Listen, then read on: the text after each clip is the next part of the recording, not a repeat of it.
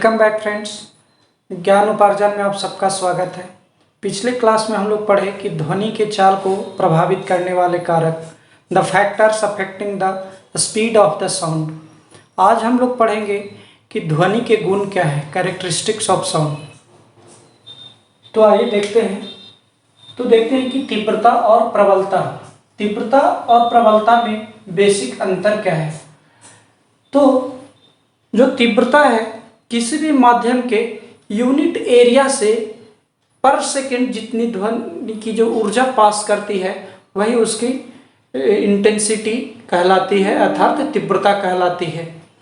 अर्थात अगर ये माध्यम है, माध्यम हम हवा ले रहे हैं, क्योंकि ध्वनि बिना माध्यम के चलेगी नहीं, क्योंकि एक यांत्रिक तरंगे है, मैकेनिकल वेव्स, इन्हें चलने के लिए किसी न किसी माध्यम की आवश्यकता होती है। अब हम लोग माध्यम जब लेते हैं तो इसमें अगर यहाँ यूनिट एरिया में लेते हैं कि यूनिट एरिया में हर एक सेकेंड में जितनी ध्वनि की ऊर्जा पास होती है वही उसका क्या कहलाता है, इंटेंसिटी, तीव्रता कहलाती है। अब हम लोग बात करेंगे लाउडनेस, प्रबलता की।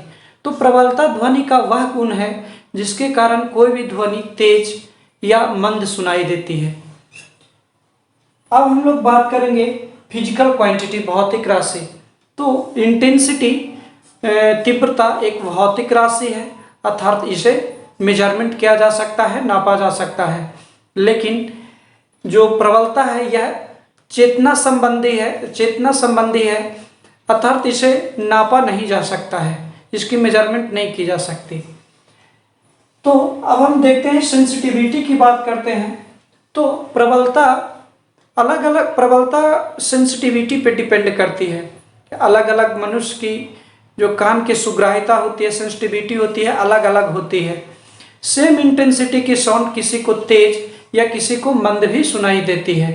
अर्थात जो लाउडनेस है मनुष्य की कान की सुग्राह्यता पर निर्भर करती है, लेकिन जो तीव्रता है वो कान की सुग्राह्यता पे निर्भर नहीं करती, क्योंकि ये होता ही है एक पर यूनिट एरिया से हर एक सेकेंड में जितनी एनर्जी पास होती है वही उसका क्या कहलाता है, तीव्रता कहलाता है। अर्थात तीव्रता किसी भी ध्वनि स्रोत से दूर खड़े किसी व्यक्ति को समान तीव्रता वाले ध्वनि की अलग अलग प्रबलता हो सकती है, क्योंकि प्रबलता उनके कान की सुग्राह्यता पर निर्भर करती है। अब आते हैं नेक्स्ट, ध्वनि का सोर्स। तो जितना बड़ा ध्वनि का सोर्स होगा उससे उतना ही बड़े आयाम का ध्वनि उत्पन्न होगी, अर्थात उसकी प्रबलता सबसे ज़्यादा हो जाएगी। अब हम लोग देखते हैं कि बड़े बड़े मंदिरों में जो घंटे लगे होते हैं तो उससे जो ध्वनि उत्पन्न होती है उसके आयाम ज़्यादा होते हैं। तो वो इसी के कारण होते हैं, क्योंकि जो अगर उनके आयाम बड़े होंगे तो उनसे जो ध्वनि उत्पन्न होगी वो भी प्रबल होगी। अब ड्रम है, जो बड़े बड़े ड्रम होते हैं उसे भी पीटने से उच्च प्रबलता की ध्वनि उत्पन्न होती है, क्योंकि उसके आयाम बड़े होते हैं। अब यहाँ से अगर आयाम की बात करेंगे तो हम लोग देखते हैं कि हम लोग दो वेव ले लेते हैं।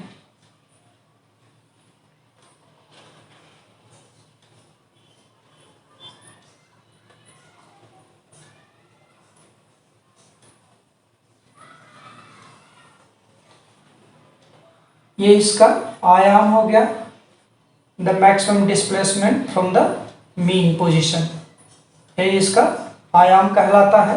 माध्य स्थिति से जो सबसे अधिकतम दूरी होती है। अब यहाँ पे देख रहे हैं A1 और इसकी जो आयाम है वो A2 है।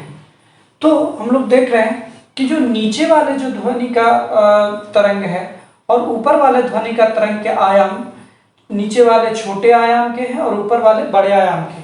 तो हम लोग देखेंगे कि जिसके आयाम सबसे ज़्यादा होंगे उसके ध्वनि की जो प्रबलता है वो भी ज़्यादा हो जाएगी, और जिनके आयाम छोटे होंगे वो उनकी जो प्रबलता है वो भी कम हो जाती है।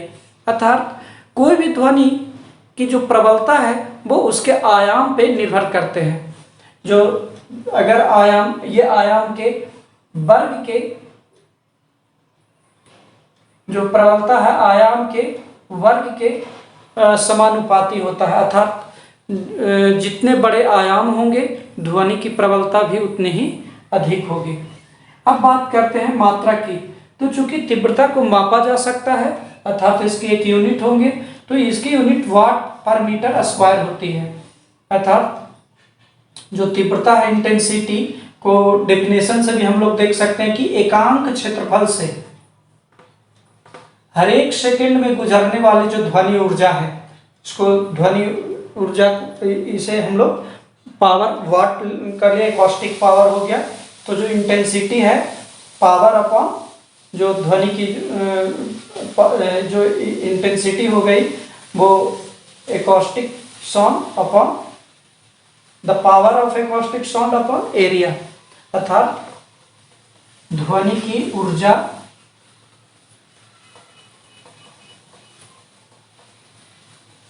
पर सेकेंड पर एरिया, एरिया का यूनिट मीटर स्क्वायर हो जाएगा। तो ये हम लोग लेते हैं, यहाँ पे क्षेत्रफल भी लिख सकते हैं। अब इसे हम लोग ध्वनि की ऊर्जा और बाई सेकेंड को ही पावर कहेंगे और क्षेत्रफल एरिया हो गया, अर्थात पावर को वाट में मेजरमेंट करेंगे और एरिया को मीटर स्क्वायर में, अर्थात इसका यूनिट वाट पर मीटर स्क्वायर, यही इसकी एसआई यूनिट है। अब हम लोग बेल देखते हैं। जो ध्वनि जो वाट पर मीटर स्क्वायर है, ये सब बहुत ही बड़े यूनिट होते हैं। बेल भी इसकी बड़ी यूनिट होती है, अर्थात इसके जो मेजरमेंट की जाती है वो इसकी डेसिबल इसकी छोटी यूनिट है। अब हम लोग देखते हैं कि एक बेल इक्वल टू 10 डेसिबल होता है, अर्थात बेल के 10वें भाग को डेसिबल कहते हैं। चूंकि प्रबलता को नापा नहीं जा सकता है या एक फिजिकल क्वांटिटी नहीं है, तो ये यूनिट लेस होते हैं। यहाँ हम लोग देखेंगे कि L जो है directly proportional to log I, जहाँ L ध्वनि की प्रबलता है और I ध्वनि की तीव्रता है। अर्थात यहाँ पे हम लोग देख रहे हैं कि अगर I अर्थात इंटेंसिटी तीव्रता बढ़ाया जाए तो उसकी जो लाउडनेस है, प्रबलता है, वो भी बढ़ जाएगी। अर्थात ये दोनों में दोनों एक दूसरे के डायरेक्टली प्रोपोर्शनल है। अगर ये डायरेक्टली प्रोपोर्शनल को हटाने पे कांस्टेंट आता है के, जहां के क्या कहलाता है, वेबर हैकनर नियतांक के वेबर फैक्टर नियतांक कहलाते हैं। अर्थात अब हम लोग यहाँ से देखेंगे कि उन दोनों में रिलेशन क्या है।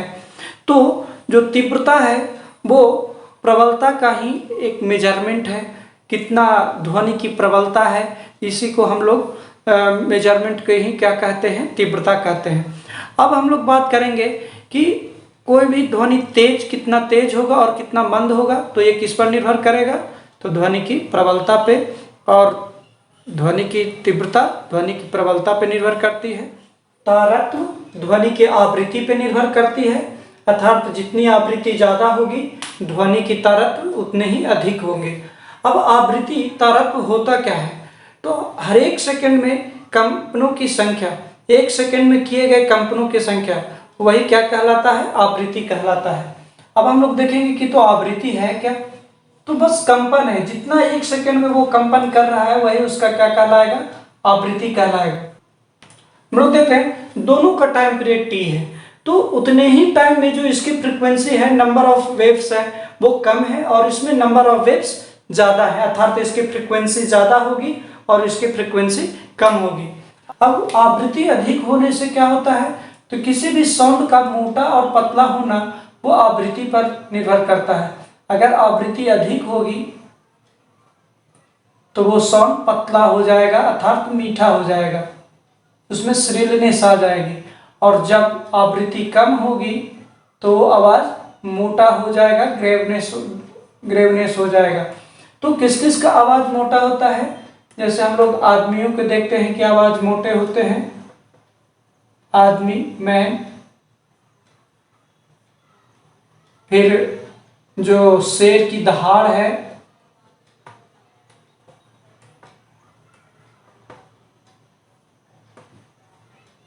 ड्रम की साउंड है,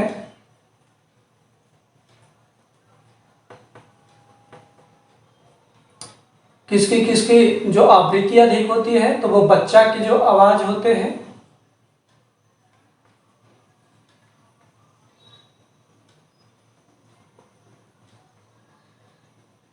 लड़कियों की आवाज तथा ये कुछ जो पक्षियों की चहचहाहट होती है, पक्षियों की आवाज, मच्छरों की जो भिनभिनाहट होती है। तो ये बहुत बार पूछा गया है कि जो शेर की दहाड़ और मच्छरों की जो भिनभिनाहट होती है, तो वो दोनों में जो हमिंग ऑफ मस्क्यूटो, तो वो दोनों में से किसका तारत्व अधिक होगा? तो तारत्व अधिक मच्छर की जो हमिंग होती है, भिनभिनाहट होती है, उसमें सबसे ज़्यादा तारत्व होगा। शेर की दहाड़ में एम्पलीट्यूड अधिक होने के कारण उसमें प्रबलता अधिक होगी, लेकिन उसकी जो फ्रीक्वेंसी है वो कम हो गया था, तो उसकी जो पिच हो जाएगी वो भी कम हो जाएगी। तो हम लोग समझ गए कि पिच क्या है, तो वो आवृत्ति पे निर्भर करता है, और ध्वनि का पतला होना या मोटा होना वो उसके आवृत्ति पे ही निर्भर करता है। अगर number of frequency same time period में, सेम आवर्त काल में जब नंबर ऑफ फ्रीक्वेंसी दोनों की संख्या अगर अधिक हो जा रही है, तो उसमें फ्रीक्वेंसी अधिक होने के कारण वो आवाज पतली हो जाती है, और जब उसमें जो फ्रीक्वेंसी कम हो जाते हैं तो आवाज मोटी हो जाती है।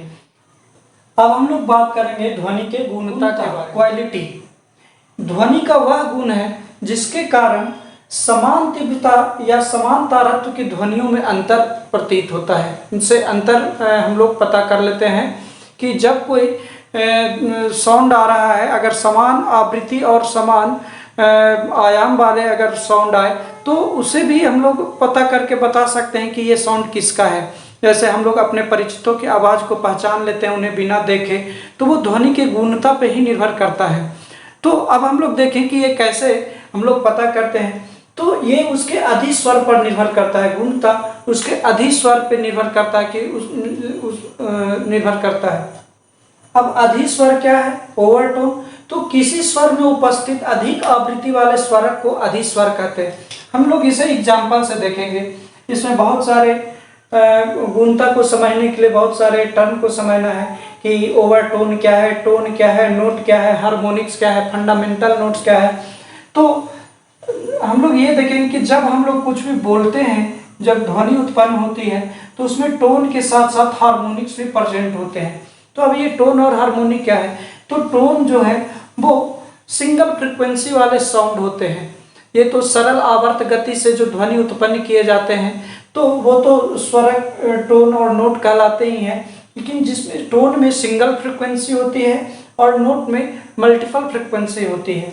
तो जो ध्वनि है वो बहुत सारे जो टोन और हार्मोनिक से मिलकर बने होते हैं। जब अब हम लोग देखते हैं कि टोन क्या है और हार्मोनिक क्या है। सपोज दैट कोई भी बातचीत हो रही है, जो 200 ये हर्ट्ज है, 300 हर्ट्ज है, तो कोई भी ध्वनि उत्पन्न हुई, इसमें बहुत सारे फ्रीक्वेंसी होते हैं। अब वैसे स्वरक, वैसा टोन जिसकी उसमें प्रधानता होती है, वैसे नोट जिसकी प्रधानता होती है, उसे हम लोग फंडामेंटल नोट कहते हैं। अब वो फंडामेंटल नोट के अलावे भी जो उसके मल्टीपल फ्रीक्वेंसी होते हैं,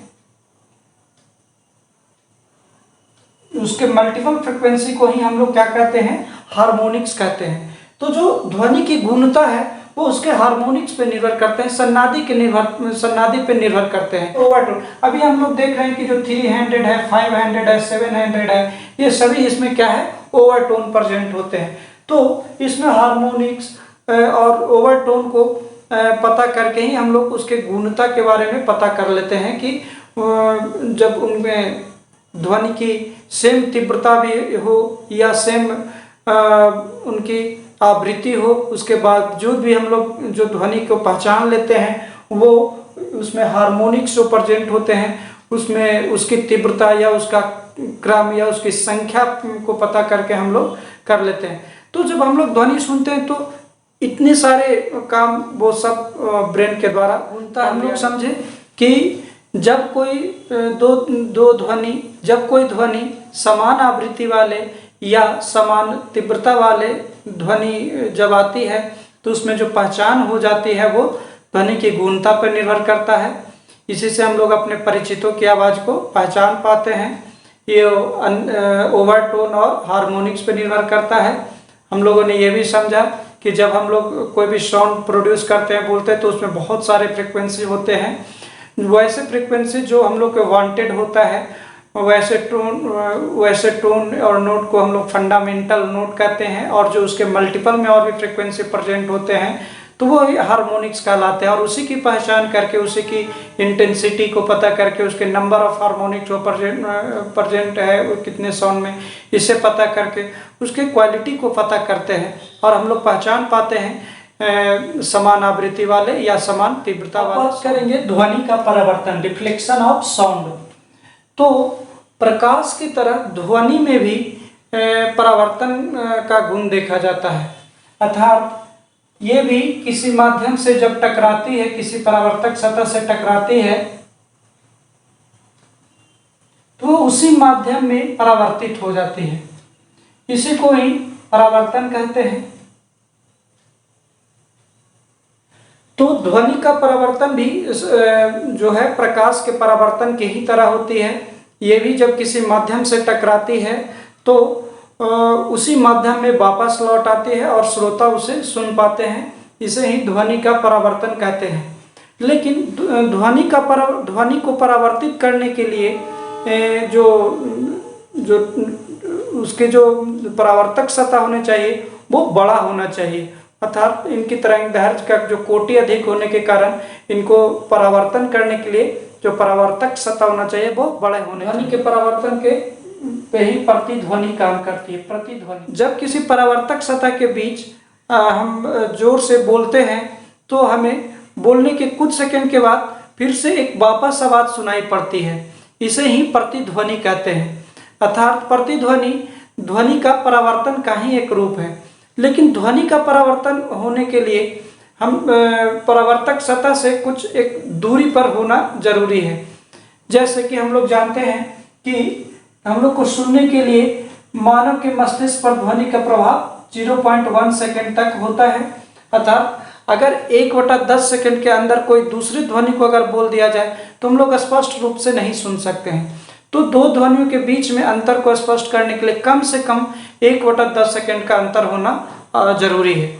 तो अब हम लोग यहाँ से देख लेते हैं कि जो ध्वनि की चाल होती है, velocity equal to distance by time. तो यहाँ से जो डिस्टेंस हो जाएगा क्या हो जाएगा, v इंटू टी। तो ध्वनि का चाल हवा में कितना होता है, 332 मीटर प्रति सेकेंड। हम लोग यहाँ पे लेते हैं इंटू टाइम 0.1, दो ध्वनियों के बीच में जो अंतर स्पष्ट कर सकते हैं। तो यहाँ से हो गया 33.2 मीटर पर सेकेंड। तो यहाँ देख रहे हैं कि कोई भी परावर्तक सतह है और जहाँ से ध्वनि उत्पन्न हो रही है, तो ये ध्वनि को यहाँ से जाने में लगा समय और फिर वापस यहाँ से ऑब्जर्व भी करेगा। यहाँ पे ऑब्जर्वर है तो यहाँ से ऑब्जर्व भी किया है। तो ये जाने में भी ये दूरी तय किया और आने में भी दूरी किया, तो ये टोटल दूरी 2d हो जाता है। तो यहाँ पे हम लोग 2d ले लेंगे। तो यहाँ से डिस्टेंस का वैल्यू करेंगे, कैलकुलेट करेंगे तो लगभग 16.5 मीटर पर सेकेंड मीटर आ जाएगा, 32.2 मीटर। और यहाँ पे डिस्टेंस इक्वल टू 16.5 मीटर हो जाएगा। इसे ही हम लोग लगभग 17 मीटर मानते हैं। अर्थात प्रतिध्वनि को सुनने के लिए कम से कम श्रोता और परावर्तक सतह के बीच में दूरी 17 मीटर का होना चाहिए, तो हम लोग प्रतिध्वनि सुन पाएंगे। अब प्रतिध्वनि पे ही ये सोनार भी काम करता है। देखते हैं कि सोनार में क्या होता है कि ये सी लेवल यहाँ पे है, यहाँ पे नाब लगे हुए हैं। अब नीचे में इसका ट्रांसमीटर लगा होता है और ऊपर में यहाँ पे रिसीवर लगा रहता है। ये सपोज दैट यहाँ पे कोई इसका ऑब्स्टेकल है या कुछ भी जिससे ये टकरा ना जाए, मतलब इसकी पता कर रहा है कि यहाँ पे कुछ है या नहीं, तो ये ट्रांसमीटर यहाँ से अल्ट्रासाउंड को प्रोड्यूस करता है। ये यहाँ आता है साउंड और ये फिर से ये टकराने के बाद ये वापस रिसीवर के पास चला जाता है। तो ये ट्रांसमीटर से यहाँ आने और जाने में जो टाइम इंटरवल होता है, इसे ही साउंड के स्पीड से मल्टीप्लाई करके हम लोग यहाँ से डिस्टेंस को कैलकुलेट कर लेते हैं।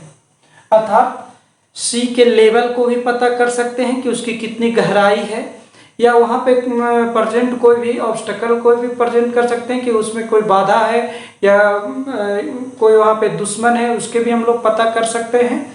तो सुनार को प्रतिध्वनि से हम लोग सुनार को भी ध्वनि का परिवर्तन से हम लोग पता कर लेते हैं कि चमगादड़ के बारे में, कि अगर यहाँ पे कोई चमगादड़ है तो ये भी क्या करता है, अल्ट्रासोनिक वेव उत्पन्न करते हैं और ये जब यहाँ से परावर्तक सतह से टकराती है, ये वापस आ जाती है। इससे ये अपने सामने जो बाधा या अपने सामने जो कोई भी परावर्तक सतह उपस्थित है उसे ये पता कर पाते हैं, जिससे वो रात में आसानी से अपना शिकार कर लेते हैं। कभी कभी ये होता क्या है कि जब ये घर में आ जाते हैं तो बार बार दीवार से ऐसे टकराते रहते हैं। जब उसे वैसे जगह मिलते हैं जहाँ से वो परावर्तित होकर नहीं आता है, अर्थात वहाँ से वो तरंगे वापस नहीं आती, तो वो समझ जाता है कि यहाँ पे परावर्तक सतह नहीं है, अर्थात वहाँ से वो आसानी से निकल। देखते हैं कि अनुरणन क्या है, रिवर्बरेशन।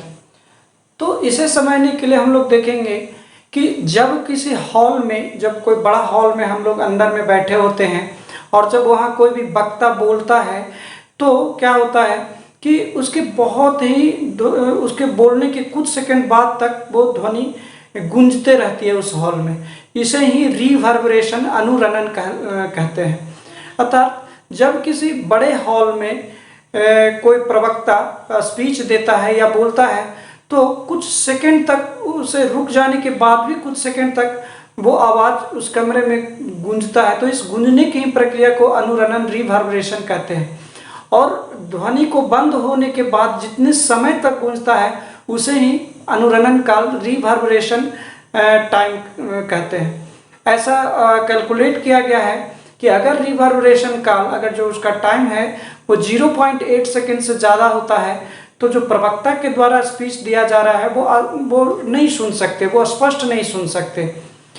जो रिवर्बरेशन है वो कमरे का जो हॉल है उसके आयतन और उसके क्षेत्रफल पे निर्भर करता है। यही कारण है कि जो रिवर्बरेशन को कम करने के लिए दीवारों पर मोटी संरंध्र वाले पर्दे लगा दिए जाते हैं। इससे एकॉस्टिक इफेक्ट जो होती है वो कम हो जाती है और हम लोग ध्वनि को स्पष्ट रूप से सुनते हैं। कभी कभी हम लोग सिनेमा हॉल में जब जाते हैं तो उसके जो फर्श होते हैं उस पर भी कालीन बिछी होती है। उसका भी यही कारण है कि वो उसके एरिया को एडजस्ट करके और वहाँ पे ध्वनि को जो एब्जॉर्ब कर सके, उसके परावर्तन को एब्जॉर्ब करने वाले वैसे मटेरियल को वहाँ पे रखने से वो जो मल्टीपल रिफ्लेक्शन होती है साउंड की वो कम हो जाती है, जिससे जो ध्वनि है वो स्पष्ट रूप से हम लोग सुन सकते हैं। अब इसी से हम लोग देखते हैं जो स्टेथोस्कोप है इसी के नियम पे काम करता है। स्टेथोस्कोप में भी क्या होता है, उसमें कोई बैटरी नहीं लगी होती जिससे कि डॉक्टर हम लोग का हृदय की धड़कन को सुन सकते हैं। उसमें भी क्या होता है, जैसे ही वो हृदय पे रखा जाता है हार्ट बीट, तो वो क्या होता है कि उसमें भी मल्टीपल रिफ्लेक्शन होते हैं और उसी के कारण जो डॉक्टर होते हैं वो जो हार्ट बीट को सुन पाते हैं। ये बादलों का गर्जन भी इसी पे निर्भर करता है। जो ध्वनि का गर्जन जब पहाड़ों के बीच में जब होती है तो उससे वो बार बार टकराते रहते हैं और उससे ध्वनि बादलों के गर्जन के रुकने के बाद भी वहाँ पे ध्वनि कुछ सेकंड तक उत्पन्न होते रहते हैं। तो ये सभी अनुरणन पे ही निर्भर करते हैं। अब हम लोग देखेंगे ध्वनि का अपवर्तन। ध्वनि का अपवर्तन, रिफ्रैक्शन ऑफ साउंड। तो इसमें भी प्रकाश की तरह ध्वनि में भी रिफ्रैक्शन होते हैं, अपवर्तन होते हैं। तो अपवर्तन क्या है, तो जब कोई वेव एक माध्यम से दूसरे माध्यम में जाते हैं तो वो अपने पथ से विचलित हो जाते हैं। इसी घटना को ध्वनि या प्रकाश का अपवर्तन कहते हैं। तो प्रकाश के ही जैसा ध्वनि में भी अपवर्तन होते हैं। जब ये वेव एक माध्यम से दूसरे माध्यम में, ये मान लेते हैं कि विरल माध्यम है और ये सघन माध्यम है, तो जब ये विरल माध्यम से सघन माध्यम में आती है तो इसे इस तरह से जाना चाहिए। लेकिन ये क्या होते हैं कि अपने पथ से विचलित होके और अविलंब नॉर्मल की ओर मुड़ जाते हैं। विरल माध्यम वैसे माध्यम को बोलते हैं जिसकी घनत्व तो कम होते हैं, और ये जो सघन माध्यम है उसके घनत्व अधिक होते हैं। तो हम लोग देखते हैं कि ध्वनि में भी अपवर्तन होता है, और ये ध्वनि के अपवर्तन के ही कारण जो होता है दिन के अपेक्षा रात में दूर तक स्पष्ट सुनाई देते हैं। अब है ये निर्भर किस पे करता है, ध्वनि का अपवर्तन क्यों हो जाता है। तो अपवर्तन होने के कारण माध्यम है कि अलग अलग माध्यमों में जो ध्वनि का चाल अलग अलग हो जाना और अलग अलग ताप पर ध्वनि का चाल अलग अलग हो जाना, इसी के कारण ध्वनि का भी अपवर्तन हो जाता है। अब हम लोग देखते हैं कि जब दिन में यहाँ पे कोई सोर्स है जहां से साउंड प्रोड्यूस हो रहा है, तो दिन में क्या होता है कि जो वायु है वो गर्म रहती है, जो धरातल के जो पृथ्वी के जो धरातल के निकट जो वायु है वो गर्म रहती है, तो उसके जो घनत्व है वो कम हो जाते हैं। गर्म होने से वो हल्के हो जाते हैं, जिससे उसके घनत्व कम हो जाते हैं। और जो उसके ऊपर वाले जो लेयर होते हैं वो धरातल के कंपेयर में ठंडे होते हैं, तो ठंडे होने के कारण उसके जो घनत्व हैं वो भी अधिक रहते हैं। अब यहाँ से कोई जो साउंड का जो सोर्स है वहां से साउंड प्रोड्यूस हो रहा है, ध्वनि का स्रोत, तो क्या होता है कि जब ये एक माध्यम से दूसरे माध्यम में जाती है, हम लोगों ने यहाँ देखा कि ध्वनि का अपवर्तन दो तरह से होता है। जब विरल माध्यम से सघन माध्यम में आती है तो वो अभिलंब की ओर मुड़ जाती है, और जब ये सघन माध्यम से विरल माध्यम में आती है, सघन तथा डेंसर, और विरल मतलब रेयर, मतलब इसके घनत्व ज्यादा उसके घनत्व कम। तो जब सघन माध्यम से विरल माध्यम में आती है तो वो अपने अभिलंब से दूर हट जाती है। तो यहाँ पे हम लोग देख रहे हैं कि यहाँ से साउंड वेव चला तो ये गर्म है, तो यहाँ पे गर्म है तो ये रेयर मीडियम है। अब जैसे जैसे ये ठंडे मीडियम में जाती है तो यहाँ पे घनत्व अधिक हो जाने के कारण ये विरल माध्यम हो गए और ये सघन माध्यम हो जाता है। तो सघन माध्यम में जब ये पहुंचता है तो ये अभिलंब की ओर मुड़ने लगता है और इसके कम परावर्तन हो पाते हैं, जिससे कोई भी जो व्यक्ति ऑब्जर्वर के जो ध्वनि के जो स्रोत है अगर उसके नजदीक खड़ा है तो वो सुन पाते हैं, अगर अधिक दूरी पे है तो वह स्पष्ट नहीं सुन पाते। लेकिन यही रात्रि में क्या हो जाते हैं कि रात में जो पृथ्वी की जो धरातल होती है वो ठंडी होने लगती है, जिससे वहाँ की जो घनत्व है वो क्या हो जाते हैं, बढ़ जाते हैं।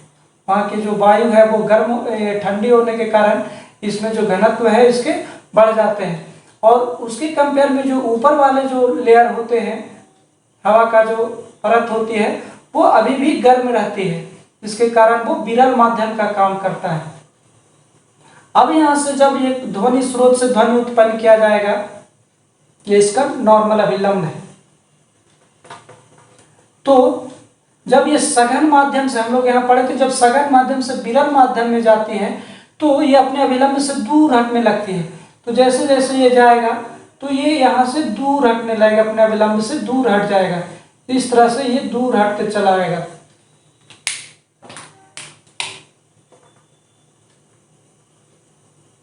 और ये वापस इस तरह से धरातल पे आ जाते हैं, जिससे रात्रि में दूर तक के आवाज को सुन पाते हैं और स्पष्ट सुन पाते हैं। अब हम लोग बात करेंगे प्रणोदित कंपन, फोर्स्ड वाइब्रेशन की। जब कोई कंपन करने वाले वस्तु पर, मान लिया जाए एक वस्तु है जो कंपन करने वाले, कोई आवर्त बल लगाया जाता है, ये बल लगाया जा रहा है, आवर्त बल मतलब इसको पीरियोडिक फोर्स कहते हैं, लगातार बल लगाया जा रहा है, यहाँ पे बल लगाया जा रहा है। तो जब कोई कंपन करने वाले वस्तु पर कोई आवर्त बल लगाया जाता है जिसकी की फ्रीक्वेंसी कंपन करने वाले वस्तु की स्वाभाविक फ्रीक्वेंसी, स्वाभाविक आवर्त से कराने की चेष्टा हो, लेकिन वस्तु शीघ्र ही उस बल के आवृत्ति से कंपन करने के लिए बाध्य हो जाते हैं, इसे ही हम लोग प्रणोदित कंपन कहते हैं। तो क्या हम लोग देखें कि जब किसी कंपन करने वाले वस्तु पर कोई आवर्त बल लगाया जाता है जिसकी की फ्रीक्वेंसी वस्तु को स्वाभाविक फ्रीक्वेंसी से कंपन कराने की चेष्टा कराना हो, मतलब उनको स्वाभाविक कंपन से कंपन कराना हो, लेकिन वो वस्तु शीघ्र ही जो बल के कंपन है, जो बल की फ्रीक्वेंसी है, उससे वो कंपन करने लगते हैं और उनके एक नियत आयाम पर, तो उसे हम लोग क्या कहते हैं, प्रणोदित कंपन, फोर्स्ड वाइब्रेशन कहते हैं। अब देखते हैं अनुनाद क्या है, रिजोनेंस। तो रिजोनेंस जो है कंपन का ही एक स्थिति है, एक रूप है। इसमें क्या होता है, जो पीरियोडिक फोर्स लगाया जा रहा है इसकी फ्रीक्वेंसी वो कंपन करने वाले वस्तु के जो फ्रीक्वेंसी के बराबर हो जाते हैं, तो उसे अनुनाद कहते हैं। तो वो वस्तु अनुनाद की स्थिति में आ जाती है। हम लोग कभी कभी देखते हैं कि जब कोई साउंड बज रहा हो और उस पर कोई कंपन करने वाले वस्तु हो और जब वो तेज बजने लगता है तो उस ऊपर रखे वस्तु खुद ही वो उछलने लगते हैं, तो वो कंपन की स्थिति में आ जाते हैं।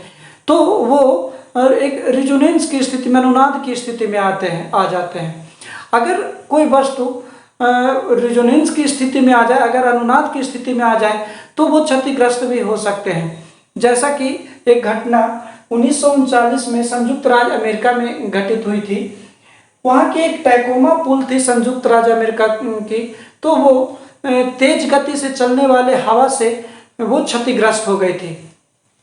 हुआ क्या था कि वो पुल पर बहुत तेज गति से पवनें चलने लगी, जिनकी की आवृत्ति उस पुल की स्वाभाविक आवृत्ति की बराबर हो गई, जिससे वो पुल की जो कंपन है, जो आवृत्ति है, उनकी जो आयाम, जो उनकी कंपन की जो आयाम है, जो फ्रीक्वेंसी का आयाम है, वो तेज गति से बढ़ने लगी और वो पुल क्षतिग्रस्त हो गए।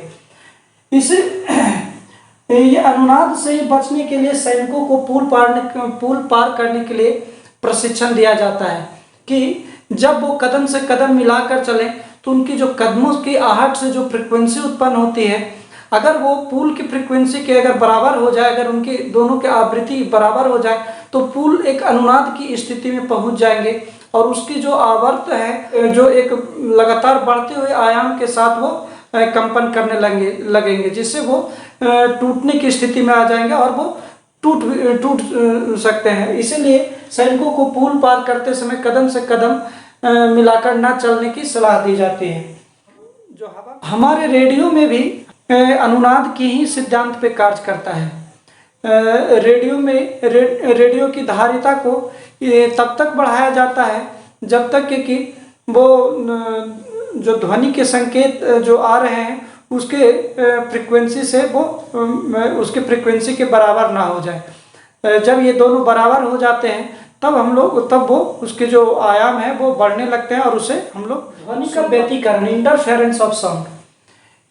क्या होता है कि जब कोई समान आवृत्ति वाले या समान आयाम वाले दो ध्वनि तरंगे एक बिंदु पर पहुंचती है, तो उस बिंदु पर उसका पुनः ऊर्जा का वितरण हो जाता है, जिसे ध्वनि का व्यतिकरण, इंटरफेरेंस ऑफ साउंड कहते हैं। जब ये दोनों ध्वनि तरंगे एक सेम कला में, सेम फेज में पहुंचते हैं, तो वहाँ पे जो ध्वनि की तीव्रता है वो अधिक हो जाती है, जिसे समकोशी कंस्ट्रक्टिव इंटरफेरेंस कहते हैं। और जब दोनों ध्वनि तरंगे अपोजिट फेज में, विपरीत कलाओं में पहुंचती है, तो वहाँ पे ध्वनि की तीव्रता बहुत ही कम हो जाती है, तो उसे ही विनाशी व्यतिकरण या डिस्ट्रक्टिव इंटरफेरेंस ऑफ साउंड कहते हैं।